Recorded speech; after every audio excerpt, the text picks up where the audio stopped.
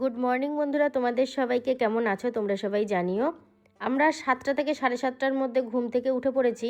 তারপরে দুজনা মিলে স্নান করে রেডি হয়ে নিয়েছি। আমার কর্তাকে দেখে আশা করি বুঝতে পারছো যে মা তারার মন্দিরে যাওয়ার জন্য তৈরি হচ্ছে। আর তার সাথে সাথে আমরা রুমটা ছেড়ে দেব।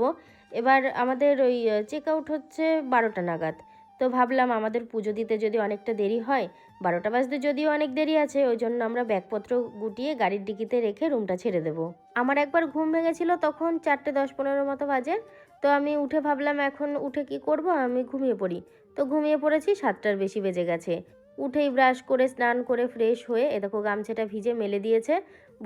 বলছে কি যতক্ষণ আছি এরকম মেলা থাকুক। আমি বললাম না, আগে গুটিয়ে রাখো, দরকার হয় একটা পলিথিনে নিয়ে নাও, কোনো অসুবিধা হবে না। এই যে আমিও পুরোপুরিভাবে রেডি।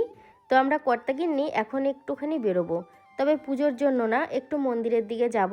আর বেলা 12টার মধ্যে মন্দির বন্ধ হয়ে যায়। আর তারপরে আবার সেই 1টা-1:30টা নাগাদ আর কি খোলে, তখন আর বাইরের কাউরির পুজো নেয় না, মায়ের ভোগ চলে। তো বেলা 12টার আগে আমাদের পুজো দিতে হবে। আর লম্বা লাইন তো আছে। তো যাই হোক, দেখা যাক কি করে কি হয়। এখন বেলা প্রায় 9:30 বেজে গেছে। আমরা এই 10:30-11টার দিকে যাব। আর যেই দুপুরে আমরা ভোগটা দেব, সেই ভোগটার জন্য এখনই আর কি কথাবার্তা বলে নিতে হবে, কারণ এর থেকে বেশি দেরি করলে তো হবে না। তো আমরা ভোগের কথা ফাইনাল করে নিলাম। এখন আমরা যেটা করব সেটা হচ্ছে আমাদের যে ব্যাগপত্র আছে সেইগুলো গাড়ির ডিকির মধ্যে ঢুকিয়ে রাখবো। আর আরেকটা কথা, দেখো, আমার কর্তা শুধু ফোনের চার্জার নিয়ে টানাটানি করে, বলে কি এই জিনিসটা যদি হারিয়ে যায় তাহলে কিন্তু আমাদের পুরো বুদ্ধি শেষ। সত্যি তাই, এটা আমরা খুব যত্ন করে রাখি। একটা জামা কাপড় এদিক ওদিক ফেলে থাকলেও কোনো অসুবিধা নেই, কিন্তু ফোনের চার্জারটা আমাদের ঠিকঠাক থাকা চাই। এখন প্রায় বেলা 10:30, 11টার মতো বাজে। তো এখন আমরা যাব হচ্ছে মন্দিরের দিকে। এই ব্যাগপত্রগুলো গুছিয়ে নিয়ে এবার যাব। ওই গামছাটা শুকিয়ে গেছে তো। তো দেখো, আমি ভেবেছিলাম একটা পলিথিনে নিতে হবে, এখন দেখছি গামছাটা প্রায় শুকিয়েই গেছে। তো মায়ের জন্য দেখো তো কি সুন্দর দুটো মালা নিয়ে নিয়েছি, দুটো নয় 3টে নিয়েছি, একটা জবার মালাও নিয়েছি। তো এবার মালাগুলো নিয়ে আমরা যাচ্ছি মন্দিরের ভেতরে। মাকে আজকে মন ভরে পুজো দেব, এই নিয়ে 3বার আসছি। তবু যেন মনে হয় কি আরও অনেকবার আসবো, পুরনো হয় না। আমার খুব ভালো লাগে এখানে আসতে। আর যদিও আমাদের আসাটা খুব অল্প সময়ের মধ্যে হয়েছে, আগের ভিডিওতেও আমি তোমাদেরকে বলেছি, রাজু হঠাৎ মনস্থির করলো। আর সত্যি কথা বলতে কি বলো তো, আমাদের এই কাজে ছোট বড় কম বেশি যাই বাধাবিঘ্ন আসুক না কেন, নিজেদের মধ্যেও যাই বাধাবিঘ্ন আসুক না কেন, আমরা মা তারাকে স্মরণ করি। আর মা তারা সত্যি আমাদের মনের কথাটা শুনতে পেরে সেই বিপদ থেকে আমাদের উদ্ধারও করে দেয়। তো সেই জন্য মায়ের কাছে একটু আসি। যেই দোকান থেকে পুজো কিনবো এখন সেই দোকানটার ভেতরে বসে রয়েছি, আমার কর্তাও বসলো। কালকে থেকে মনে মনে কত প্রস্তুতি নিচ্ছিলাম যে তারাপীঠে যাব। দেখো সময় কোথা দিয়ে বয়ে যায়, রাত পেরিয়ে গেল, সকাল পেরিয়ে গেল, এখন প্রায় বেলা 11টাও বেজে গেছে। আর আমরা এখন বসে রয়েছি মায়ের মন্দিরের ভেতর। মন্দির চত্বরে চলে এসেছি, এই 10-15 মিনিট হলো এই মন্দির চত্বরে আসলাম। তো এখন যাব মায়ের মন্দিরের ভেতরে। পুরো আমাদের পুজোর ডালাটা পুরো মালাতেই ভরে গেছে, আর অন্য কিছু দেখা যাচ্ছে না। পুজো টুজো কোথায় কি নিয়েছি না নিয়েছি সেগুলো একদম নিচে পড়ে গেছে। আর 3টে মালা যা ভারী ভারী, মালাতেই পুরো ভর্তি। আর এই ডালাটার না খুব ওজনও হয়েছে, হাতে নিতে পারছি না, মাথায় নিয়েছি। আর সত্যি কথা বলতে মায়ের জিনিসপত্র, ভগবানের যে কোনো জিনিস মাথাতেই নিতে হয়। মন্দিরের ভেতরে এসে বসার 15-20 মিনিটের মধ্যেই পুজো হয়ে গেছে। তো আমাদের পুজোটা আরও আগে হয়ে যেত, আমরা ইচ্ছে করে বসেছিলাম, ভাবলাম একটু ভালো করে পুজো দেবো, একটু ভিড়টা হালকা হোক, সেই জন্য একটু বাইরের দিকে বসে এখন মন্দিরের কাছাকাছি গিয়ে একদম মন্দিরের ভেতর ঢুকে পড়েছি। আর এখন আমরা মায়ের কাছে দাঁড়িয়ে অঞ্জলি দিচ্ছি। মা তারা যেন তার সমস্ত সন্তানকে ভালো রাখে, তাদের মনোবাঞ্ছা পূরণ করে, এই কামনাই করি মায়ের কাছে। আর তার সাথে সাথে আমার যে সমস্ত মনের দুঃখ কষ্ট আছে না, সেগুলো আজকে সব কিছু মায়ের কাছে বলেছি। অন্যদিন ভিডিওতে বলি আমার যা ভালো লাগে কিংবা আমার যা মন্দ বলে মনে হয় সেটা তোমরা কমেন্ট করো। আর আজকে বলবো আমার কিচ্ছু নিয়ে তোমাদেরকে কমেন্ট করতে হবে না, চাই না। আমি শুধু চাইবো তোমরা আজকে জয় মা তারা লেখো, কারণ আমার এই অনুভূতিটা ভীষণ ভালো লাগছে। মায়ের এত কাছ থেকে এইভাবে মাকে ছুঁয়ে পুজো দিতে পারছি, এটা আমার আমার জীবনের একটা অনেক বড় পাওয়া। আমরা 3জন মিলে যে পুজো দিতে গিয়েছি না, আমাদের জীবন পুরো সার্থক হয়ে গেছে। আমরা যে মালাগুলো নিয়ে এসেছিলাম সেই মালাগুলোই এখন পরানো হবে। আর ভেতরে দাঁড়িয়ে অঞ্জলিও দেওয়া হয়ে গেছে। আজকেও কিন্তু ভীষণ ভিড় ছিল, প্রচুর লম্বা লাইন, অনেক মানুষ মায়ের কাছে আসে। মায়ের তো প্রচুর মহিমা, না হলে কেন প্রত্যেক দিন হাজার হাজার লক্ষ লক্ষ ভক্ত মায়ের চরণে আসবে, তাই না? আমি তো তোমাদের বলেছি যে দুপুরে যে মায়ের ভোগ হয় সেই ভোগটা দেব। আমি ভেবেছিলাম হয়তো ভোগ টোগ সব কিছু একসাথে দিয়ে পুজো হবে, কিন্তু আমার তো জানা নেই। আমরা যে পুজোর ডালা নিয়েছিলাম আলাদাভাবে, সেই ডালা দিয়ে এখন পুজোটা হচ্ছে। আর যখন ভোগ পুজো হবে সেটা কিন্তু মানে যারাই ভোগ পুজো দিক তারা অ্যালাউ নেই ভেতরে। ওই যারা পুরোহিত আছেন তারাই মাথায় করে ভোগ নিয়ে যায়, পুজো করিয়ে তারপরে ভোগগুলো আমাদের হাতে দেবে। এরপরে আমরা মাকে দর্শন করতে মন্দিরে আসতে পারবো, কিন্তু নিজে হাতে ভোগ পুজোটা হয় না, সেই সিস্টেমটা নেই। রাজু তো বলছে মামি কি বলবো, মনে পুরো আলাদা রকম শান্তি এইভাবে মায়ের চরণে মাথা ঠেকিয়ে। তো আমরা বেশ কিছুক্ষণ ধরে পুজো টুজো দিয়ে ওখান থেকে একটা আমাকে পদ্ম ফুল দিল, বলল বাড়ির ভালো জায়গায় রাখতে, ঠাকুরের সিংহাসন কিংবা লকার যেখানেই হোক শুভ জায়গায়। তো আমি পদ্ম ফুলটা যত্ন করে নিয়েছি। আর আমাদের পুজো তো হয়ে গেছে, একটা জলের বোতল কিনে আনলো রাজু, আমরাও খাবো ও খাবে। আর আমরা এখন বসবো, কারণ দুপুরের ভোগ চড়াতে এখনও বেশ কিছুক্ষণ টাইম লাগবে, তো আমরা ততক্ষণ অপেক্ষা করব। মন্দিরের ভেতর বসে অনেক কিছুই দেখা গেল, যেগুলো জানতাম না সেগুলো দেখলাম। তো বেলা 12টা বাজতেই দেখলাম মায়ের গেট বন্ধ করে দিল, মানে পুজো নেওয়াটা বন্ধ। তারপরে দেখো এগুলোর মধ্যে মায়ের গলায় যত ফুল মালা যা যা ছিল সব কিছু পরিষ্কার করে, এবার ভেতরে কি হয়েছে আমার জানা নেই। মায়ের ভোগ নিবেদন হবে তার আগে মানে মাকে মনে হয় নতুন পোশাক নতুন ফুল মালা সব কিছু চাপিয়ে তারপরে দুপুরের ভোগ নিবেদন করবে। তো আমরা যেখানে বসেছিলাম তার পাশেই মায়ের চরণ রাখা ছিল, ভেতরেও রাখা ছিল। প্রথমে ওই মা তারার কাছে পৌঁছানোর আগে চরণে আলতা ঢেলে প্রণাম করেই মা তারার কাছে পৌঁছিয়েছিলাম, কিন্তু মানে বাইরেও একটা চরণ রাখা রয়েছে, এখানেও আমরা প্রণাম করেছি। তো ওনার কাছে আর কি জানা হচ্ছিল যে একটা পুরনো মানে অনেক আগের যে একটা শিলাখণ্ড ছিল সেইটা কোথায়, বলল ওইটা নিচে আছে, তার ওপরেই মা বসানো। বসে থাকতে থাকতে ভাবলাম একটু ঘুরে দেখি। তো এই দিকটায় আসতেই রন্ধনশালা চোখে পড়লো, আর ভেতরে তো রান্নাবান্না হচ্ছে, আর এখানে এখন মায়ের ভোগ সাজানো হচ্ছে।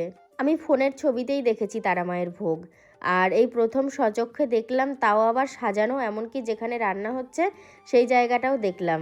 বাইরে দাঁড়িয়েই দেখছিলাম, তো একটু ভেতরের দিকে গেলাম, ওনারাই ডাকলেন।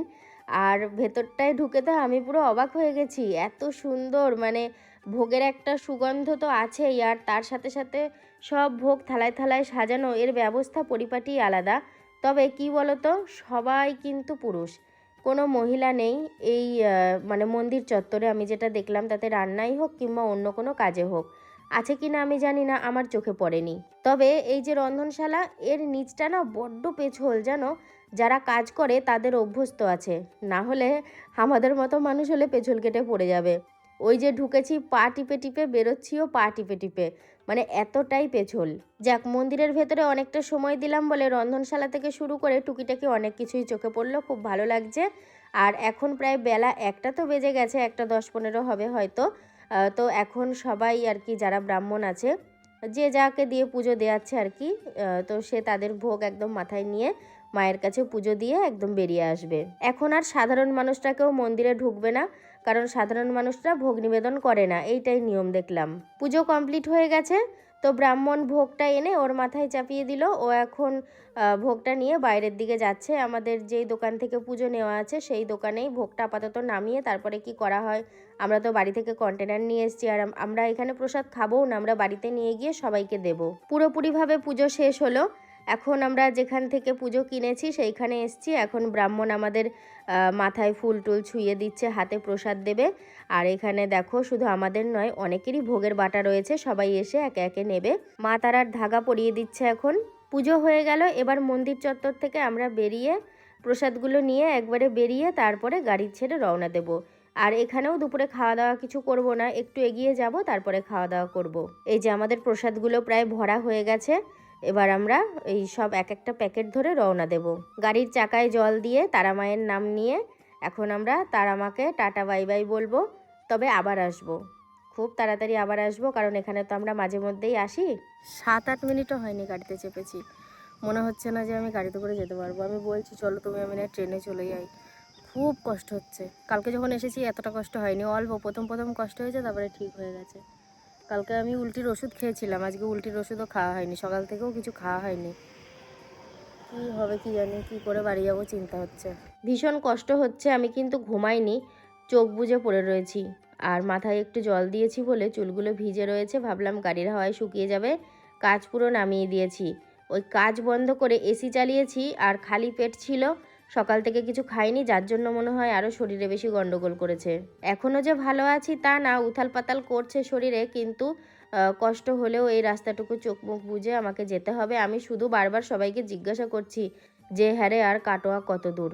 মানে আমি ভাবছি কাটোয়া অবধি আসলে মোটামুটি সেখান থেকে বাড়ি পৌঁছাতে আর খুব বেশি টাইম লাগবে না, ঘন্টাখানিক সময়ের মধ্যে হয়ে যাবে। আর আমাদের বাড়ি থেকে তারাপীঠ ওই খুব বেশি যে সময় লাগে তাও না, ওই 3 ঘন্টা কি 3 ঘন্টার 10-15 মিনিট এর মধ্যে আমরা পৌঁছে যাই। সময় যেতে শরীর খারাপটা বেশ অনেকটাই কেটে গেছে জানো। যেই হোটেলে খাওয়া দাওয়া করলাম, কাটোয়ায় একটা হোটেলে, খাবারটা খুব পছন্দ হয়েছে। আসলে কি বলো তো, একদম হালকা, তেল মশলা তেমন কিছু দেয়া ছিল না, তো মনে হলো বাড়িতেই খেলাম। আর একটু লেবু নিয়ে নিয়েছি, আর লেবু দিয়েই ভাতটা খেয়েছি। সবজি ভাত নিয়েছিলাম, আর রাজু ওর মামা মাছ নিয়েছিল, আবার ওরা একটু ভেঙে দিল, খেলাম। আর এই যে এখন লেবু খাচ্ছি। আহারে, লেবু খেতে খেতে তোমাদেরকে এক চোখ দেখিয়ে দিলাম।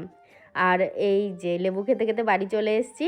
আসলে ওখানে একটু গাটা গোলাচ্ছিল বলে লেবু নিয়ে নিয়েছিলাম ওই সবজি কাকার কাছ থেকে, দিয়ে লেবু কেটে গাড়িতে উঠেছি আর পুরো লেবুটা খেয়েছি। হজমও হয়ে গেছে খাবারটা, যেন এখন শরীরটা ফ্রেশও লাগছে। গাড়িটা ঢোকাবে সেই জন্য সাইকেল, স্কুটি, বাইক যা ছিল সব কিছু সাইড করে দিচ্ছে। আর আমার কর্তা তো আমায় দেখে হাসছে, বলছে ছি ছি, তোমাকে নিয়ে বেরোনো মানে সাংঘাতিক চাপের ব্যাপার। মানে বেরোনো সাংঘাতিক চাপের ব্যাপার না, ওই গাড়ি করে। মা তারার কৃপায় সমস্ত প্রসাদগুলোই ভালো আছে, তরকারি থেকে শুরু করে পোলাও টোলাও সব কিছু।